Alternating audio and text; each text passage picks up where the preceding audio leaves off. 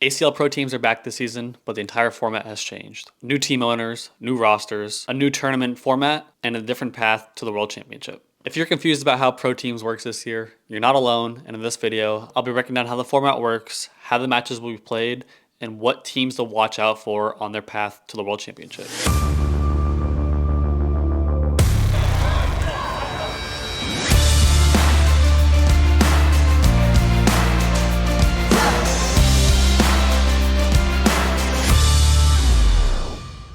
If you're new to ACL Pro Teams, here's a quick breakdown. Instead of players competing individually like most ACL events, Pro Teams puts players on franchises that will compete together and against each other throughout the season. Each team has an ownership group, a roster of pro players, and most have a bag sponsor behind them. This year there's 10 teams that include the Texas Boybaggers, the Carolina Coasters, the Florida Freeze, the Arizona Burn, the Chicagoland Spinners, the Vegas High Rollers, the Cali Slingers, the Georgia Sliders, the Virginia Cutters, and the Kentucky Colonels. These teams will compete against each other in 4 ACL signature events throughout the season. One of the biggest changes this year is how the actual competition works. Instead of a long season of scheduled pool play, each Pro Teams event will now run like an actual bracket. Every event will be double elimination, which means if you lose once, you drop to the elimination bracket, and once you lose twice, you're eliminated from the tournament. So every event becomes a full tournament where teams will battle against each other throughout a bracket until there's a winner.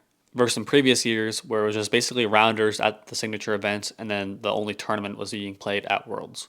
I think this will be a great way to get teams more competitive and take games more seriously as the season goes on, but also because there's so much more at stake. Now here's where things start to get interesting. When 2 teams are playing against each other, there'll be 3 matchups going on at the same time. And these matches are singles, doubles, and tandem doubles. All 3 games will be happening simultaneously on different courts. So if one match is being featured on the live stream court, the other 2 will be playing on boards nearby. The team that wins 2 out of those 3 games will win the matchup and move on in the bracket. This format actually speeds up the event and will cause some chaos along the way.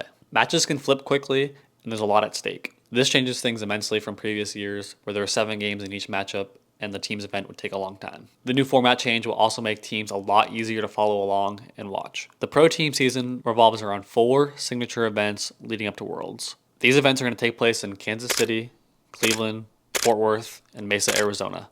At each one of these events, teams will be competing in double elimination brackets. How teams perform at the events going forward will determine seeding and standings throughout the season. For the season kickoff, the ACL did a random draw to give seedings to each team. The stakes at every event are huge this year. If a team wins one of these Pro Teams brackets, they automatically qualify for the Pro Teams World Championship in August. So every event is basically a team's chance to lock in a spot for Worlds and earn that title. But winning the bracket isn't the only way for teams to punch their ticket to the World Championship.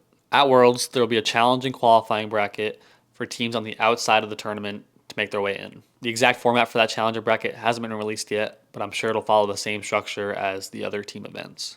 But you don't want to be one of those teams on the outside. You want to make sure you win one of the events and guarantee your spot in the World Championship. Another interesting part about this season could be roster moves. Teams are going to be able to pick up and release players through a waiver wire system. The waiver is going to go in opposite order of the team standing, meaning struggling teams will get first pick at the available players. This means teams will be able to release players, pick up free agents, and trade players with other teams. We've already seen some trades happen during the draft, but I'm excited to see what happens throughout the year. And another important note this year, there are no protected players, meaning anyone on a roster can technically be traded or released, including captains. In years past, captains were pretty much locks on their team and could not be moved. One of the most interesting things about this season is the new ownership groups. The ACL decided to license out the franchises and bring in some outside ownership groups. This will bring fresh ideas, different perspectives, and different approaches to how ACL teams will grow as a whole. There was an article released about the different team owners, and I'll share that down in the description below. There are only a handful of pro teams that are owned by a bag company. You have AAR Cornhole with the Carolina Coasters, the Florida Freeze with Swag Bags, the Georgia Sliders with Lucky Bags, the Vegas High Rollers with BG Cornhole,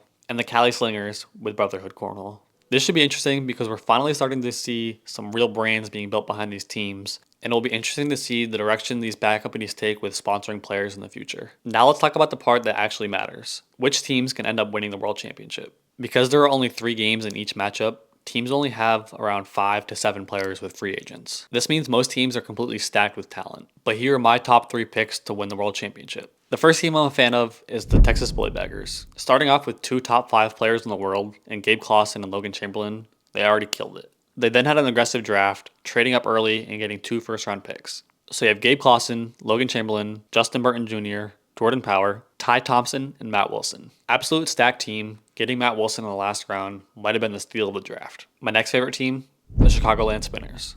They started with a deadly duo with Colin Hodette and Ethan Walker. They also had a very successful draft, picking up Ryan Wiedenfield, AJ Sims, Jimmy Humans, and David Morse. It'll be interesting to see how the Spinners divide their teams up.